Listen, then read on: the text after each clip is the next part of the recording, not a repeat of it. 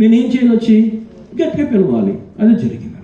ఇక్కడ మనం చూస్తూ ఉన్నాము, అంటున్నారు కదా, లాజరు నిద్రించుచున్నాడు, అతని మేలు కొలుప వెళ్ళుచున్నాడు.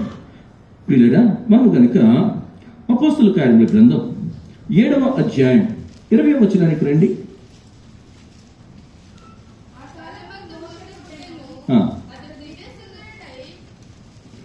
దానికంటే కూడా ఒక్క మాట, తెస్సలోనికీయులకు రాసిన మొదటి పత్రికకి రండి. తెస్సలోనికీయులకు రాసిన మొదటి పత్రిక 4వ అధ్యాయం 13వ వచనం.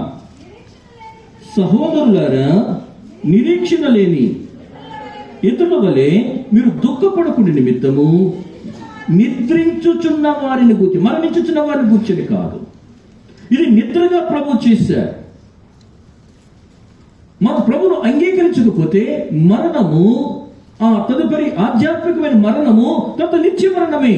మనకేమైందంటే మరణము అది నిద్రగా మారిపోయింది. ఆ తర్వాత మనం నిత్య జీవులోనికి వారసులమవుతూ ఉంటున్నాం. దేవునికి స్తోత్రం చెల్లించాలి. అపోస్తల కార్యముల గ్రంథం 7వ అధ్యాయం 60వ వచనం. ఎవరికి? అందరికీ పాస్టర్ గారండి, అందరికీ ఎలాగైనా అంటే ఎవరైతే యేసయ్య చేత ప్రేమించబడ్డారు, ఎవరైతే యేసయ్యకు స్నేహితులై ఉన్నారు, ఎవరైతే యేసయ్య యొక్క సహాయం కొరకు ఎదురు చూచాడు, వారికి ఇది జరుగుతుంది, నిద్రగా మారుతుంది.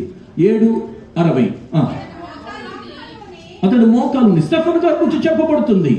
స్టెఫను మొదటి హతసాక్షి అవుతూ ఉన్నాడు. అలాంటి సమయాన్ని ప్రార్థన చేస్తున్నాడు. గొప్ప శబ్దం తిలాగనడట.